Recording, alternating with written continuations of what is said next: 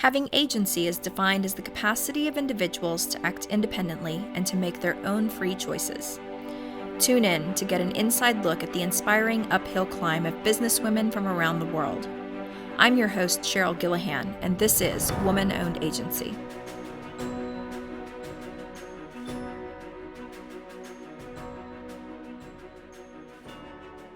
Thank you all for joining me today. I have a special interview with a WordCamp US speaker, Levy of Nex Graphics. Lee, if you would, introduce yourself to our audience.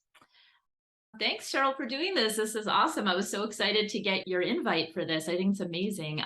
So my name is Levy, and I am the owner and founder of Nex Graphics. I call myself Design Queen because I really don't like those types of titles. And yeah, so that's it. It's been my business for 15 years now. That is fantastic. 15 years is a long time, and the web has changed a lot in 15 years. In fact, I was just speaking with one of our other WordCamp US speakers, and we were just talking about how websites have evolved. What are some of the challenges and nuances that you've seen over the last 15 years? Wow.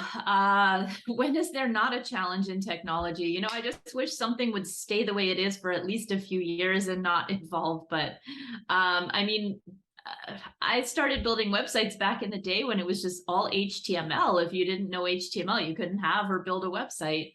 So yeah, it was just coding way back in the day. Then all of a sudden you started getting all these Microsoft front page. Then all of a sudden end users were able to build some websites, and then halfway through they'd get stuck and call people like you and I for help. And then all of a sudden, you know, we had tablets and other devices, and then responsive became a thing, and then WordPress came into the picture. And I mean, it's just insane where it's gone to. Constantly evolving and constantly changing, and everybody having to adapt to all these new ways. So it's crazy.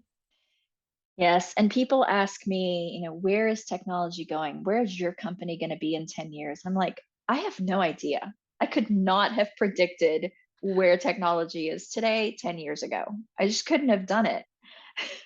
And sometimes I say, well, I mean, there are things that are emerging and they're becoming more prominent. So I suspect that AI is probably going to take, you know, a lead in where technology is going. Like, we're already seeing that content writing can be automated through AI.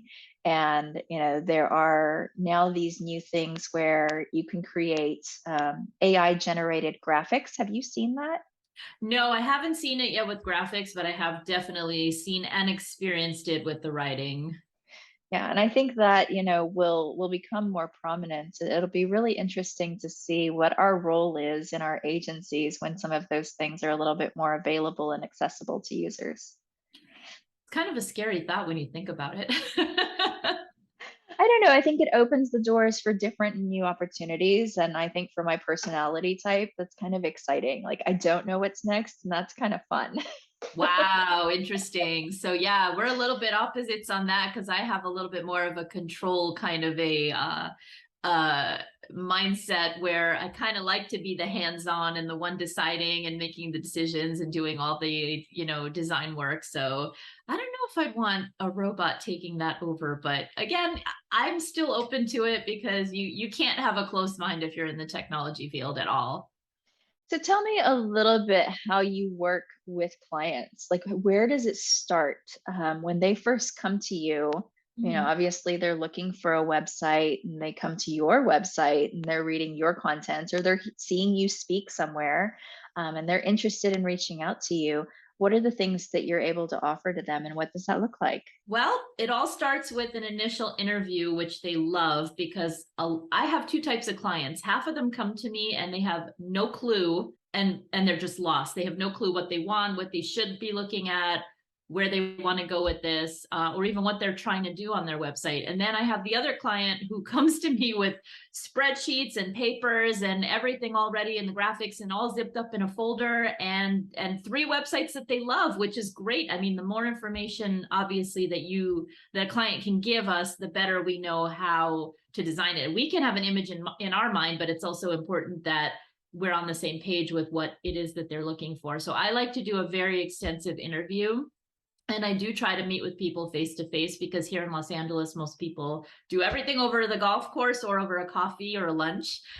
So anyway, I always meet with my clients face to face. Sometimes I go to their office if it's important to them that I see the branding and everything they have going on. And yeah, we sit and we talk for about an hour to 2 hours about, I have a big checklist of what I need to talk to them about. What are you trying to do? What are you trying to accomplish? Where do you see this going in the next 5 years? Are you selling on the website? Are you products? Are you services? There's like a huge checklist. And then we look at some websites they like and they hate. And I want to find out why. What are their color schemes and all that good stuff. And by the end of the meeting, they feel very confident that we're on the same page. Then I will, hopefully once they hire me, I send them a big checklist of what I need from them based on our talk, and we start the project. Wonderful. Well, you mentioned your WordCamp US talk is more focused on engagement. So it's after you've actually, or maybe not after, it's while you're building that site, understanding what the user experience really is, and continuing to enhance and refine that as you understand who's visiting the site.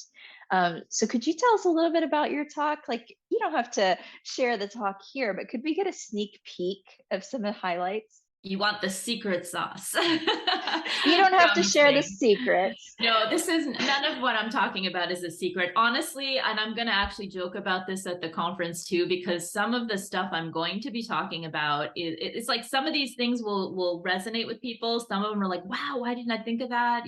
Some people are like, duh, why didn't I think of that? And some people are like, I know I should be doing that, but so there's a lot of things I'm going to be discussing, but it's really important to get clients to engage on the website. So the more interesting you make it, it's all about proper ratio. And I know I'm preaching to the choir here because you know all this too, but I'm going to be speaking a lot about call to actions, and I'm going to be speaking a lot about proper color ratios, proper font usage. I can't believe how many times people have, so many fonts that are not readable. That's a bad user experience right there. Someone can't read what's on your website, boom, right off your website. If people can't figure out what you do in 4 seconds or less, they're off your website. If your website loads slowly, another bad experience. So a lot of these tips are just really things that should be done properly from the get-go. But if not, or if somebody designed their own website and had no knowledge of these things, a lot of what I'm going to be talking about is just little things they can do to improve the user experience on the website, because a lot of times we see very large bounce rates off of people's websites and they don't know why. So it's kind of like hit or miss. You have to go try one thing, try another thing, and all of a sudden you start to see that people do engage and stay on your website because the content is interesting, the flow is interesting. Sometimes their menu bars are horrible, drop downs left, right, people don't know where to go. That's another thing. They get so frustrated and they're like, I can't figure out what I'm doing here. Boom, I'm off this website. So a lot of my talk is really about designing properly for keeping people on your website. Oh my. And I know you're preaching to the choir, but there are things that we know. I'm like, yeah, we should be doing that. However, on our own website, we don't necessarily do that because I'm like, when do we have time to do that? So this is why, even as a web agency, we sometimes hire other web agencies. And a client may know, like, oh, I know HTML, I know CSS, oh, I know how to do that. I know that I need to change those fonts, but it's finding the time amongst all of the other things that we're doing within our business to actually go and focus on those things. Like, oh, it's not top of my priority list right now. I need to go fill out this IRS form, not go change the fonts on my website. And yet You're it says, so right. You are, the reason I laughed right now is because what I've been working on in the last few days, the week before the conference is, I know obviously people are going to, after the conference, they're going to either, check out our work or, want to talk with us or whatever. And I just realized that I'm so busy designing so many websites that I haven't even updated my own portfolio in like the last 6 months. So I've been taking all the websites that I've done in the last 6 months and adding them now to my portfolio, because you're right. We barely touch our own. it's just hard. It's hard amidst all the other things that we're trying to do. The other thing I heard is that you primarily work locally, right? So you've Yes. got, LA based clients, but are those clients kind of working nationally, globally? Do they have an Yes. expanded reach, or is their reach more local as well? I do all sorts of, I mean, my God, my client range is so broad that, some of them are international, some of them are national. I work with a couple of trading companies that have locations all over the world. I work with even like a small spa or a small grocery store in the local area. So I have a huge range of clients. I mean, I won't say no to anybody. If I can do any kind of a website as long as I understand the nature of the business. And again, that's what the initial meeting is about, because I really want to find out about my clients. It's like I've come across even social media people sometimes that they just don't learn enough about the client, and then they make a post and the client themselves is like, I don't do that, and I've actually seen that happen several times. So I mean, there's nothing more embarrassing than working with a client and you really don't understand what they do. So that is absolutely key in a successful relationship. I think in any business, not just web design. I love that you use the word relationship. I mean, we view it as a relationship as well. I mean, it's definitely a partnership in making sure that we understand and can be good stewards of those funds and actually deliver what we've promised to deliver. I've worked with some international clients, and it's been really interesting that design patterns are different when you're talking about different regions of the world. When we were working with a client in Africa, I remember some of the example designs that we sent over to them, and they were like, that's not going to work. It's too much white space. Everything's, too simple, too plain. Like, it needs to be busier. It needs to have text all over the place. It needs to have the mega menus. Oh Like, my God. the regional kind of culture there was like they expected to be like just in your face information all over the place, and I was like, that's such information overload. But if that's the expectation, and that's the audience that they're serving, and it needs to be brightly colored, and it's just interesting that I had a perspective of what I thought good design was, and then you switch regions, and good design means something very different. So good is kind of this relative word that depends Yeah, on who you're speaking to. that's so true. And honestly, I always like to say that there's really not ever a right and a wrong, but unfortunately some of the technology changes and expectations have made it that way. So, like honestly, I'm going to be honest as a web designer, and I shouldn't be saying this, but I will because it's me and I say what I have to say. I don't mind using my fingers on a phone to enlarge the text if I have to. Big deal. Like to me, it was not something that, oh my God, like honestly, the websites just don't look attractive on responsive anymore because they're all going like this. You know what I mean? So to me, I was like, what's the big deal? So you enlarge it a little bit, or, none of that stuff to me personally was like a big deal, but it's the nature of the beast, and now are the times, and you have to make everything responsive. And then the word responsive exploded everywhere, and everybody's like, it's going to be responsive, right? It has to be responsive. And then there were clients that are like, what means responsive? And I'm like, what else was it called? Mobile ready, Mobile first. mobile. Yeah, it had so many different names to it that I had to, like, I didn't know what to call anymore, meaning everything resizes and goes this way on your cell phone. And they're like, oh, really? So yeah, and then all of a sudden, if you don't have a responsive website, it's not okay. So now it's not okay. You know what I'm saying? So technology has made things right and wrong, which I don't like that, but again, we got to go with the flow. Yeah, and to speak a little bit to that, it's not even the technology of where you're building the websites and the frameworks themselves. It's the search engines. When True. Google said if your site is not responsive, your SEO is not going to be as strong, and you're not going to come up on search results as high. And so it's the powers that be that kind of determine, whether or not your website's going to be seen. Obviously, if your business is word of mouth and you've already got a strong audience and a strong following, then maybe that's not going to be quite as important because people aren't finding you through organic search. But if that is how you're reaching your audience, or if you're running ads or something like that, then some of those things become a lot more critical in evaluating how you're going to spend your dollars on your website. Absolutely. And they did the same thing with the SSL certificates too. Everybody all of a sudden freaked out by X amount. Oh, I think they gave a date, but then they changed it and then they changed it again. So if your website does not have an SSL certificate on it, you will be off the search engines. And everybody freaked out. That was an interesting year. Thankfully, some of the hosting companies have made that a little bit easier for WordPress websites. Absolutely.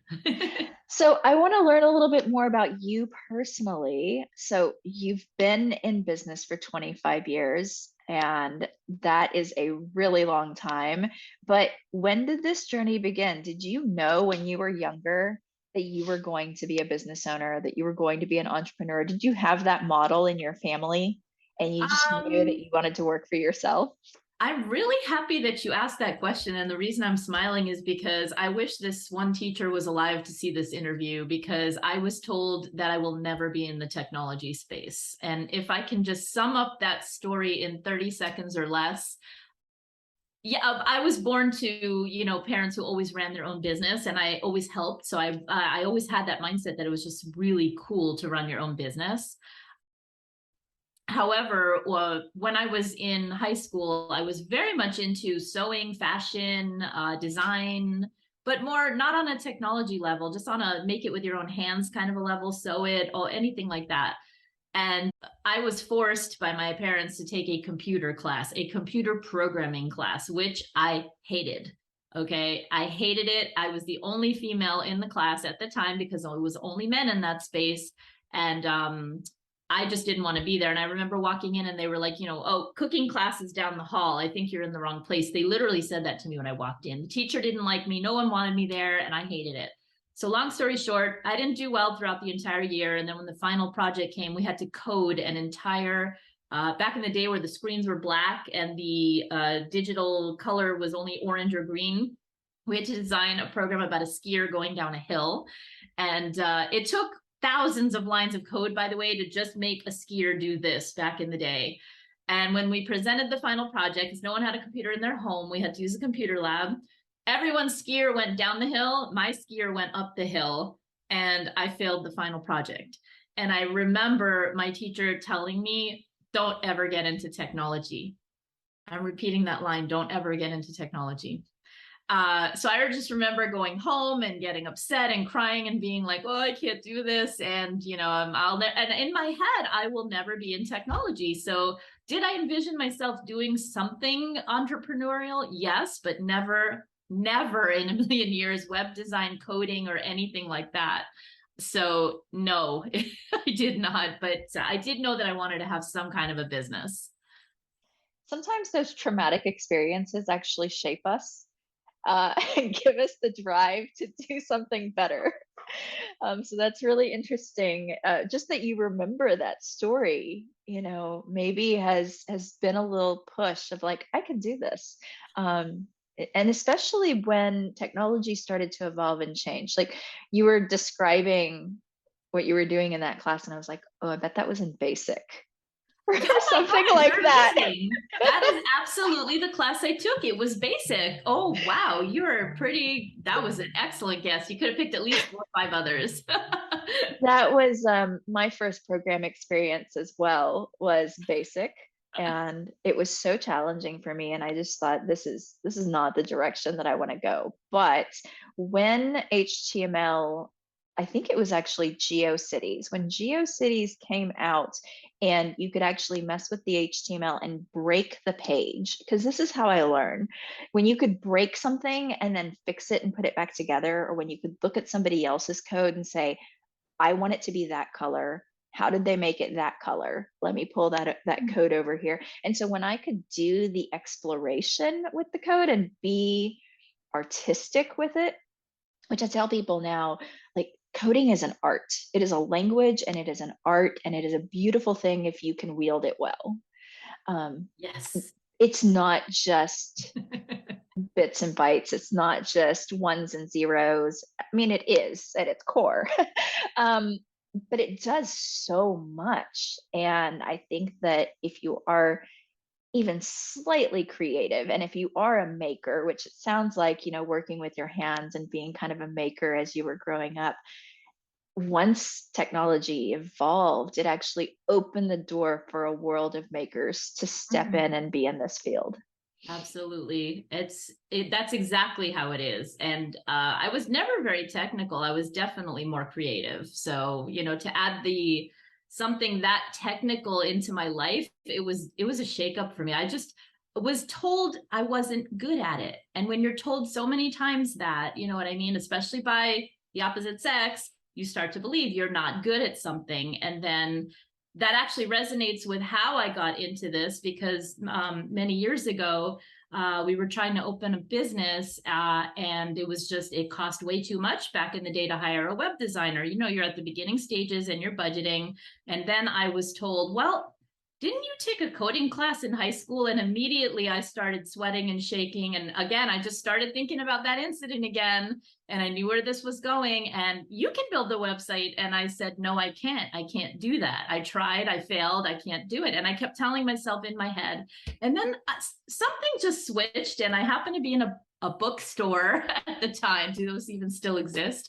And I passed by a whole shelf and I saw all these HTML books and I said, nah, and I walked by it and I did a couple of these things and then I finally said, let me just look at it, opened up the book. It happened to be one of those early, not those dummy books, but it happened to be it was actually a very beautifully written graphical, full of pictures and HTML. And I looked through it and I said, wow, that is a lot easier than basic. Maybe I actually can do this. And I swear to God, I took the book home and I played around with it. And I swear I made a little page out of it. I was so excited. I almost wish I had a video or someone recording me jumping and screaming when I made something move on a page, because that really opened up the door to, I had designed my first website for our business, which we had run for many, many years, and I was maintaining it. And then a client saw me doing this at the office and said, oh, do you design websites? Can you build mine? And this,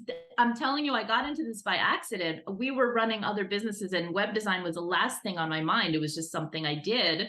And then it kind of evolved. And then all of a sudden, when we moved out here to California, it's kind of like, wow, I can actually do this now. And that's when I opened Nex Graphics, because so many people had me building websites. Yes, and a lot of them were free. It was, friends and family, but that's how I really got my experience. And all the people that remember my story was like, you see, you have somebody telling you can't do something, and look at you today. They said, don't get into technology. Look at you today. You have a technology business. We all start somewhere. I did my share of free projects as well. But we need that experience to be able to say, okay, now I need to charge you and you need to pay me because I invested the time in learning how to do this and I know how to do it now. And I'm an expert at this or that now. Um, Absolutely. and speaking to that, what are the things that are your specialty? Like, what are you kind of expert at? And you could do it in your sleep with your eyes closed. I'm not going to say really anything specific, but this is so geek of me. I can actually dream about a website. I just love designing. So in all honesty, I can design anything, whether it's a logo or whether it's a website or whether it's an email campaign for a client. I sometimes go to bed thinking about how I'm going to design something. And I know that's just so pathetic, but I do. That's how much I love it. And so in all honesty, yeah, I will envision myself sometimes with my eyes closed or sleeping or trying to sleep what something is going to look like. And sometimes I wake up in the morning and I'm like, oh my God, that's it. So it's just honestly anything designed for me. It's not really one specific thing. Spoken like a true artist. Is there any, you spoke a little bit about your clients. Are there any special like client stories? I hate to use the word favorite because we don't want to pick out one specific client, especially when we've had hundreds or thousands of clients. Are there any stories that kind of stand out for you that were really special and something that you would be willing to share with our audience? I mean, again, and yeah, it's hard to word this properly because I love all my clients and I really do have relationships with all my clients to the point where we go out for lunch, we go out to parties, each other's parties and stuff like that. But I am definitely a little bit more partial to some of the mom and pop shops, because I came from there. You know, everybody starts a business, and I absolutely love to watch a business grow from scratch. And especially when they're like, you were right there with me and you helped me accomplish this. And there is one spa in particular. First of all, I love spas and restaurants and anything where there's beauty involved, because food is beautiful, and spa products and skin products, and all those websites just get to be automatically beautiful, hair products and things like that. Then when you're dealing with obviously lawyers, doctors, I can make their websites beautiful too, but in a different way. So I did have this one spa client, and she had a really horrible story in her past, and I just really wanted to be there for her. So I did a lot of above and beyond, because her story resonated with me, and her past and some trauma she had had. And then I just kind of, helped her even with business decisions, didn't charge her for it, just because I had my stories to share. And she's just doing so well today, and I'm really, really happy with it. And, this one lady just loves me so much because of what we shared and everything we had in common. So I see her very often, and we meet very often for lunch, for dinner. We became actually friends from this encounter. So it's funny, because now when I have to charge her, I feel really bad because we're more like friends. But yeah, I mean, again, I get back to the word relationships, and I absolutely love having relationships with my clients. So that story probably resonates with me the most, but I definitely am partial to the startup business owners. I'm going to ask a really hard question, and one Oh, that wasn't on our, prep list. But you've been in business 25 years, you've had Nex Graphics 15 years. And what I'm hearing in some of your answers are, I was told I couldn't do this. In this field, it's mostly men. I feel bad charging for this. I will do it for free. And I feel like this is something that I resonate with a lot, being a woman in this industry. And this is one of the reasons that I wanted to do this woman owned agency podcast, is because there are a lot of woman owned agencies, and I want people to know that there are. And I wanted to feature and highlight. But there is this stigma and trauma and pain and struggle and things that I'm not a great feminist. I don't like to get up on the soapbox and say it needs to be better for women, you know, but yet we share some of these things. We share some of these feelings that, are societal feelings, maybe, and maybe are in our head at this day and age. However, I still hear them in your answers, and I sometimes hear them in my own answers. And so this hard question that I'm going to ask is, what are you kind of doing to get over some of that shame or pain or fear? I definitely would take the word fear out of it, because I definitely don't have a fear anymore, and definitely not shame. But yes, sometimes I do encounter that with certain clients. Especially now, I'm going to say it because I spell my name Lee, so they think I'm a guy. And then when they see that I'm a female, and I have to tell you, most of my male clients actually have told me in these exact words, I would rather hire a female, because you guys just do something with design that men can't. I literally have heard that statement over and over and over again, which really does make me feel good, obviously. I don't know how a man would feel to hear that, but I have encountered it a couple of times. And, look, the way that I, in my mind, go past this is do things like speaking at the WordPress conference, and putting myself out there. And, I learned that people are always going to try to take you down, and you just can't, you can do one of two things. You can either go down with it like I did in the past and say, I will never be able to do this because that's what I've been told. Or there's this little stubborn side to me that says, you know what, I am going to prove to everybody that I can do this, and I'm going to do it better than they can. A little competitive streak in there. And that's how I really got over all of this. I started putting myself out there. I go to networking groups, which actually are really mostly men. And, when you show that you're knowledgeable about something, and when you show that you care and that you have your heart in everything, I don't care who it is, they can say whatever they want. That's it. I love it. I love it.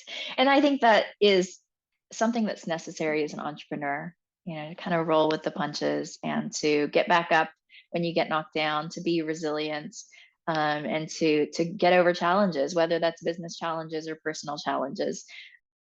Being an entrepreneur, it's all wrapped into one. There's no separate containers for business and personal. Correct.